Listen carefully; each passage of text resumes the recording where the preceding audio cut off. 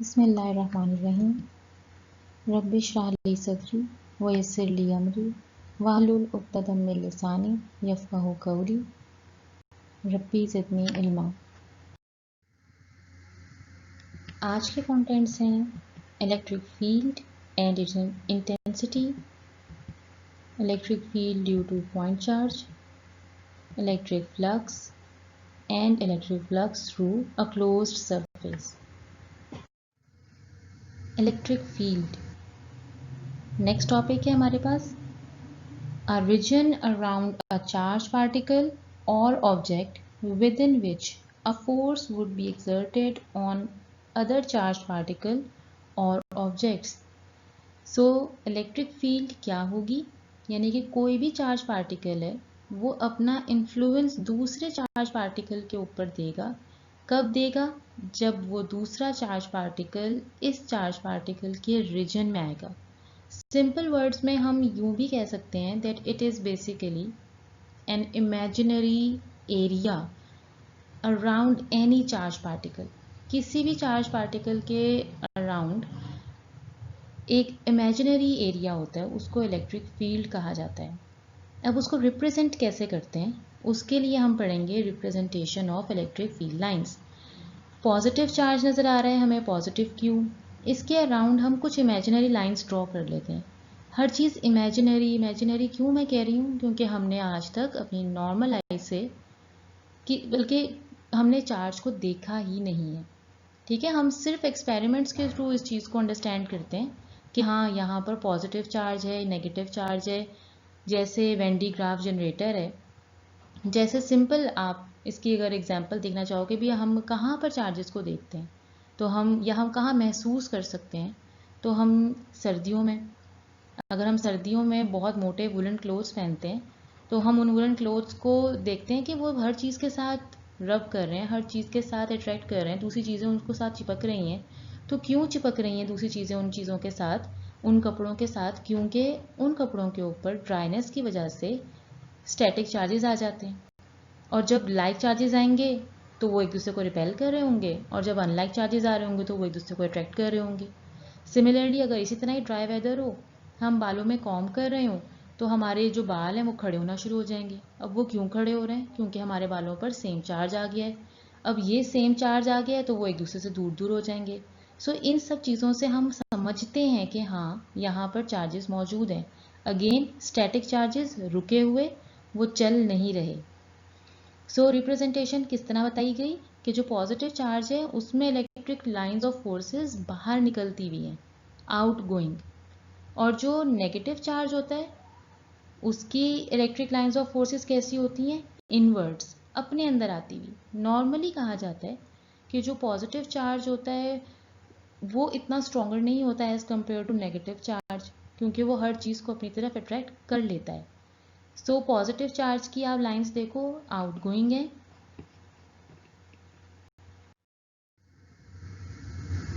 Electric field patterns, अब यहाँ पे आपको 4 तरह के डिफरेंट पैटर्न्स नज़र आ रहे हैं।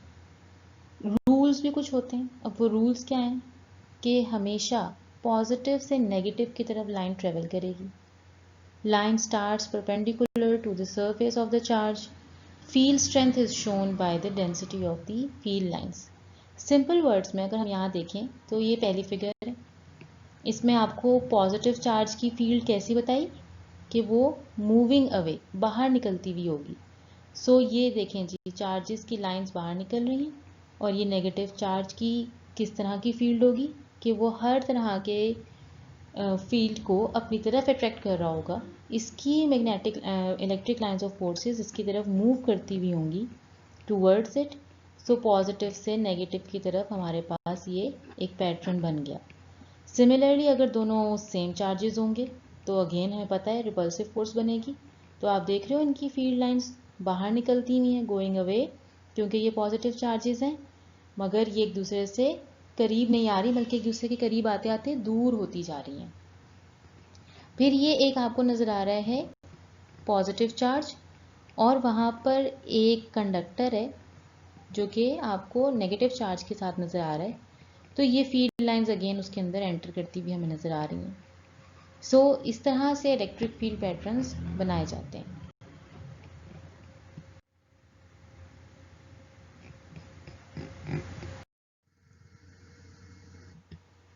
Electric field, the area around a charged body where another charge experience a force is called electric field। ये डेफिनेशन दोबारा यहाँ दी गई है ताकि प्रीवियस लेक्चर का थोड़ा सा रिव्यू हो जाए। मैंने आपको बताया था इलेक्ट्रिक फील्ड एक इमेजिनरी एरिया को कहा जाता है जो किसी भी चार्ज पार्टिकल के अराउंड होती है। So the next thing is electric field intensity. अब वो जो दूसरे चार्ज बॉडी के ऊपर एक टेस्ट चार्ज फोर्स एक्सपीरियंस कर रहा है, वो फोर्स कितनी इंटेंस, कितनी शार्प, कितनी ज़्यादा है या कितनी कम है, उसके बारे में जो टॉपिक हमें अंडरस्टैंड करवाता है that is electric field intensity. The magnitude of force per unit positive test charge. Test charge हम फर्स्ट स्लाइड में पढ़ चुके हैं। टेस्ट चार्ज क्या होता है? वो स्मॉलेस्ट पॉजिटिव चार्ज जिसकी फील्ड नेग्लिजिबल हो। नेग्लिजिबल का मतलब जिसके अंदर जिसको काउंट ना किया जा सके, जो किसी भी दूसरे चार्ज की फील्ड में आकर उसको डिस्टॉर्ट या डिस्टर्ब नहीं करता। Placed at that point is called electric field intensity। इसकी डेफिनेशन ही इसका फॉर्मूला है। E, capital E electric field intensity को कहा जाता है, ये उसका सिंबल है। Capital F electric force divided by Q not. Q not जहाँ भी ये नॉट लगा हुआ होगा दैट इज टेस्ट चार्ज, वो टेस्ट चार्ज को रिप्रेजेंट करता है। सो फोर्स पर Q नॉट या फोर्स पर charge is the formula of electric field intensity। उसी हिसाब से इसका यूनिट क्या बनेगा? न्यूटन पर कूलम और वोल्ट पर मीटर। अब ये वोल्ट पर मीटर क्यों बन रहा है? न्यूटन भी ड्राइव यूनिट है, इसलिए अब हम अगर इसकी डेरिवेशन करें, ये फॉर्मूला, ये वाला जो आपके पास इक्वेशन है, ये भी आती है टेस्ट में, पेपर्स में आ जाती है, तो इसका सोल्यूशन मैं आपको करवाऊंगी कि ये न्यूटन पर कूलम तो सामने से नज़र आ रहा है मगर ये वोल्ट पर मीटर कैसे बन रहा है। So for derivation Newton per coulomb is equals two volt पर मीटर। क्वेश्चन कैसे आएगा कि शो दैट या प्रूव दैट। तो अगर शो दैट या प्रूव दैट की बात आती है सो हम इसकी लेफ्ट हैंड साइड से भी स्टार्ट कर सकते हैं इसको प्रूव करना और राइट हैंड साइड से भी। मैं आपको राइट हैंड साइड से बता रही हूँ। Okay, so right hand side is volt पर मीटर इज इक्वल्स टू, अब वोल्ट फिलहाल आपको याद नहीं होगा, हमने मैट्रिक में पढ़ा हुआ है, लेकिन उसका फॉर्मूला मैं सामने लिख रही हूँ। वोल्ट का फॉर्मूला है वर्क पर यूनिट चार्ज। अब वर्क के अकॉर्डिंगली इसका यूनिट बना जूल्स, चार्ज का यूनिट होता है coulomb. So volt is equals to joules per coulomb और नीचे डिवीजन में मीटर लिखा हुआ है, so as it is metre आ जाएगा। जब भी हम देखते हैं कि हमारे पास सेकेंड डिनोमिनेटर बन रहा है एक, तो वो हमेशा जाके थर्ड वाले के साथ मल्टीप्लाई हो जाता है। So joules divided by coulomb multiply by metre. अब अगेन जो जूल्स है आपके पास एक डिराइव यूनिट है, किससे डिराइव हुआ है? जूल्स किसका यूनिट है? वर्क का। वर्क का फॉर्मूला क्या होता है? Force into displacement. फोर्स का यूनिट होगा न्यूटन, मीटर होगा डिस्प्लेसमेंट का unit. So newton metre is equal to joules. Metre metre से कैंसिल हो जाएगा, सो हमारे पास पीछे रह गया newton per coulomb which is equal to the left hand side. So ये छोटी सी डेरिवेशन है but it is important. Electric field intensity due to a point charge. In order to find out the electric field intensity due to point charge Q naught, it is placed at a distance r from a source charge Q. Charge Q नज़र आ रहा है हमें, उसकी electric lines of forces पता चल रही हैं। Positive charge है सो इसकी lines of forces away from charge होंगी। उससे काफ़ी डिस्टेंस के ऊपर, डिस्टेंस r पर हमने एक पॉइंट चार्ज Q नॉट रखा हुआ है। पॉइंट चार्ज का मतलब क्या था? डेफिनेशन पढ़ी थी, ऐसे चार्ज जिनके दरमियान में डिस्टेंस ज़्यादा हो, काफ़ी ज़्यादा हो as compare to their sizes, their magnitudes. उनके साइज स्मॉल होते हैं मगर उनके दरमियान में डिस्टेंस ज़्यादा होगा। सो यहाँ पर जो पॉजिटिव क्यू चार्ज नज़र आ रहा है ये एक बड़ा चार्ज है, इसकी फील्ड बड़ी है, उस फील्ड में हम एक positive q naught test charge या पॉइंट चार्ज छोटा सा चार्ज रख रहे हैं at a distance small r. और हम ये एक्सपीरियंस करेंगे, ये चीज़ फाइंड आउट करेंगे कि वो क्या इंटेंसिटी अप्लाई करता है पॉजिटिव क्यू नॉट पर। सो अगर हमें ये चीज़ एक्सपीरियंस करनी है तो हम अगेन कूलम्स लॉ की हेल्प लेंगे। The force experienced by a point charge q naught due to the field of a source charge q. दो चार्जेस के दरमियान में कूलम्स फोर्स क्या बनेगी, k q naught upon r square, where r is the unit vector directed from q to q naught. Therefore, in vector form, Coulomb's force can be written as, vector form लगा दें, जहाँ भी vector form आएगी वहाँ per unit vector आ जाएगा। So the field intensity due to a point charge is given by E is equals to F upon q naught. ये formula electric field intensity का है। ऊपर हम कूलम्स फोर्स को या कूलम्स लॉ में से फोर्स को एक्सपीरियंस कर चुके हैं, उसको हम ड्राइव कर चुके हैं, उसकी वैल्यू को उठा के हम इलेक्ट्रिक फील्ड इंटेंसिटी की वैल्यू में पुट करेंगे।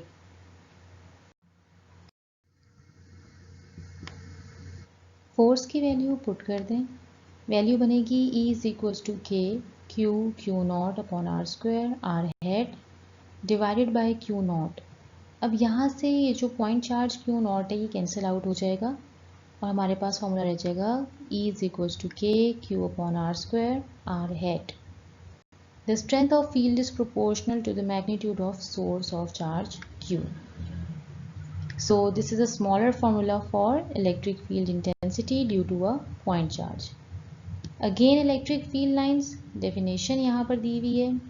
The electric field in the vicinity of a charge body can be represented by imaginary lines called electric field lines, जिसके बारे में हमने डिस्कस कर। Next topic is electric flux. The number of lines of force that pass through the area placed in the electric field, or second definition, the scalar product of electric field E and vector area A is called electric flux. जो second definition है ये formula से related है, जो first definition है वो इसको represent करती है। Vector area क्या मतलब है vector area का? An area whose magnitude is equal to the surface area and direction is normal to surface area is called vector area. Normal means 90 degree पे, उसकी डायरेक्शन अगर हमने वेक्टर एरिया की find out करनी है that is 90 degree to the normal magnitude of surface area. Mathematically कैसे लिखते हैं इसको? फाई, इलेक्ट्रिक फ्लक्स का सिंबल है phi, is equals to E dot A. Dot means dot product या फिर स्केलर प्रोडक्ट। स्केलर प्रोडक्ट का मतलब है दो वेक्टर्स का जब आप प्रोडक्ट लें तो आंसर में आपको स्केलर मिले। So phi is equals to E A, जहाँ से डॉट प्रोडक्ट आता है उसको रिमूव करते हैं तो कॉस थीटा आता है। फर्स्ट ईयर से पढ़कर आ रहे हैं। The electric flux depends upon the orientation of surface area with respect to the field lines. अब हम इसको अंडरस्टैंड करेंगे कि ये ओरिएंटेशन का मतलब क्या है। Electric flux at an angle. When the area is making an angle with the electric field lines, the electric flux can be determined by phi is equals to EA cos theta. अब ये जो theta है orientation इस angle theta की है कि हम area को किस तरह इलेक्ट्रिक लाइंस ऑफ फोर्स में प्लेस करते जाएंगे, वो क्या एंगल बनाएगा उसके अकॉर्डिंगली हमें कॉस थीटा क्या वैल्यू देता है तो फ्लक्स की वो वैल्यू हमें मिलती जाएगी। जैसे ये राइट हैंड साइड के ऊपर आपको फिगर नज़र आ रही है, इसमें जो डॉटेड हैं ये लाइंस एरो के साथ रिप्रेजेंट कर रही हैं इलेक्ट्रिक लाइंस ऑफ फोर्सेस को। इसके ऊपर एक ब्लूइश कलर में हमने ये वेक्टर एरिया रखा हुआ है। वेक्टर एरिया का मतलब जिसके अंदर डायरेक्शन परपेंडिकुलर टू सरफेस होगी।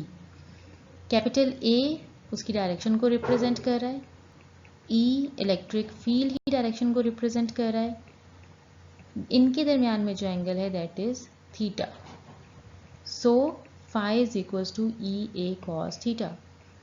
The number of lines passing through the area will depend upon phi. अब फ्लक्स जो लफ्ज़ है, इस फ्लक्स का मतलब क्या है? फ्लक्स का मतलब होता है फ्लो करना, बहना. तो बेसिकली हम इलेक्ट्रिक फ्लक्स में ये चीज़ फाइंड आउट करते हैं कि अगर इलेक्ट्रिक लाइंस ऑफ फोर्सेस कहीं पर मौजूद हैं और उसके दरमियान में हमने एक एरिया को परपेंडिकुलर स्टैंड कर दिया, अब उस एरिया में से कितनी लाइंस ऑफ फोर्सेस पास करके फ्लो करके जाती हैं उसको इलेक्ट्रिक फ्लक्स कहा जाता है. हम इसको काउंट कर सकते हैं. काउंट करने का मतलब है कि ये हमें एक मैग्नीट्यूड देगा, एक वैल्यू देगा, लेकिन ये हमें डायरेक्शन के बारे में कोई इन्फॉर्मेशन नहीं देगा. मैक्सिमम इलेक्ट्रिक फ्लक्स कब होगा? कब मैक्सिमम लाइंस पास करेंगी उस एरिया में से? If the surface is perpendicular to the field such that surface area is parallel to electric field, then maximum electric lines of forces will pass through the surface. ये कब होगा? जब theta zero होगा. Theta zero का मतलब क्या है? वो एंगल जो इलेक्ट्रिक फील्ड और एरिया के दरमियान में बन रहा है, इट मस्ट बी ज़ीरो. अगर वो ज़ीरो है तो हमारे पास फिगर इस तरह की बनेगी. देन कॉस ज़ीरो आपको 1 आंसर देता है जो कि मैक्सिमम आंसर है. So this flux is maximum flux when theta is equals to 0 and maximum flux का आंसर होगा E into A, electric field intensity into area. Zero electric flux और minimum electric flux. अब हम electric flux को minimum count करना चाह रहे हैं, कैलकुलेट करना चाह रहे हैं, तो फिर उस वक्त हम उस वेक्टर एरिया को किस तरह प्लेस करेंगे? If the surface is parallel to the field such that surface area is perpendicular to electric field, then no electric lines of forces will pass through the surface. अगर हम electric lines of forces के साथ parallel surface area को रख दें, तब उसका जो नॉर्मल वेक्टर है वो बनाएगा 90 degree with the electric lines of forces, and when theta is equal to 90, so cos 90 is 0. तब कोई भी लाइंस उस वेक्टर एरिया में से पास नहीं करेंगी. then the flux is 0. Next topic is electric flux through a closed surface. अब हमने इलेक्ट्रिक फ्लक्स तो कैलकुलेट करने का तरीका समझ लिया. अब अगर हमारे पास कोई क्लोज सरफेस हो, जैसे कोई स्फीयर है, कोई सर्कुलर शेप है, और हम चाहते हैं कि हम उसमें से इलेक्ट्रिक फ्लक्स को कैलकुलेट करें, तब उसके लिए क्या फार्मूला होगा? तब उसके लिए किस तरह कैलकुलेशन की जाएगी? अब हम क्या कंसिडर करते हैं कि हमारे पास एक स्फीयर है और इसके सेंटर पर एक चार्ज पॉजिटिव क्यू रखा हुआ है और स्मॉल r इसका सर्कल का रेडियस है. वहाँ पर एक स्मॉलर पैच हम कंसिडर कर रहे हैं जिसको हम वेक्टर एरिया कंसिडर कर रहे हैं. अगेन हमें उसका नॉर्मल कैसे मिलेगा? जब हम उसके ऊपर एक परपेंडिकुलर वेक्टर ड्रॉ करेंगे. और इलेक्ट्रिक इंटेंसिटी की डायरेक्शन तो हमें पता है, it is away from the circle. क्यों? क्योंकि it is the direction of positive charge. अब आप देखो कि ये जो हमारे पास DA लिखा हुआ है, basically it's delta A, smaller area, smaller portion, small patch. और ये कोई एक पैच नहीं होगा, हम इस तरह के n नंबर ऑफ पैचेस, बहुत सारे पैचेस निकाल लेंगे.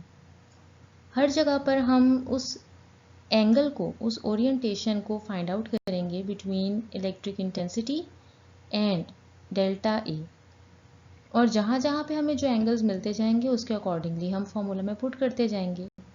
सो फॉर्मूला कहाँ से आएगा? इलेक्ट्रिक फ्लक्स का फॉर्मूला होगा. अगर हम इसको फर्स्ट पैच के लिए कैलकुलेट करें, so phi1 is equals to E1 dot delta A1.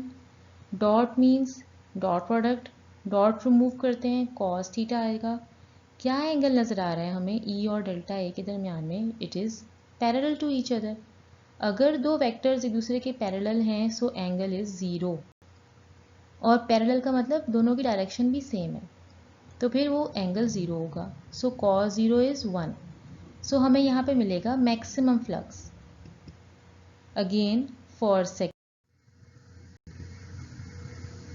सो इसी तरह कंप्यूट करते जाएंगे हम up to n number of patches पर, और हमें n नंबर ऑफ फ्लक्स मिल जाएंगे। n नंबर का मतलब है कितने भी हम स्मॉलर पोर्शंस कर लें। टोटल फ्लक्स के लिए हम सारे फ्लक्स को प्लस करेंगे, φ1 प्लस φ2 प्लस φ3 प्लस φn, और इसके अकॉर्डिंगली हमें मिल जाएगा इसका टोटल फ्लक्स। यहाँ समीशन साइन का मतलब है सबका सम ले लेना, E delta A, but as electric intensity E is constant over the surface, therefore electric intensity की डायरेक्शन तो एक ही जैसी थी हर जगह पर आउटसाइड पर। So E is equals to summation delta A। अब समीशन का मतलब क्या है? समीशन डेल्टा A का मतलब है हमें बेसिकली वो एरिया देखना है जो कि स्फीयर का था। सो स्फीयर के एरिया का मतलब क्या होता है? 4πr²। अब आप E की वैल्यू जानते हैं, since E is equals to Q upon 4πε0 1/r², thus the above equation can be, वो क्या बनेगी? E की वैल्यू लगा दें आप। E की वैल्यू लगाने के बाद 4πr² जो मैंने पहले बताया, this is the area of sphere. 4π से 4π कैंसिल होगा, r² से r² कैंसिल होगा, हमारे पास रिमेनिंग रह जाएगा Q अपॉन ε0। अब ये हमें क्या बताता है? ये हमें ये चीज़ बता रहा है that electric flux does not depend upon shape or geometry of a closed surface। वो शेप पे डिपेंड नहीं करता। हमारे पास कोई भी शेप हो, क्लोज सरफेस हो, उसके अंदर कितना चार्ज इनक्लोज्ड है वो सिर्फ उसकी परमिटिविटी के ऊपर डिपेंड करता है। कहाँ से पता चल रहा है परमिटिविटी? ε0 से। But it depends upon the medium and the charge enclosed by that surface।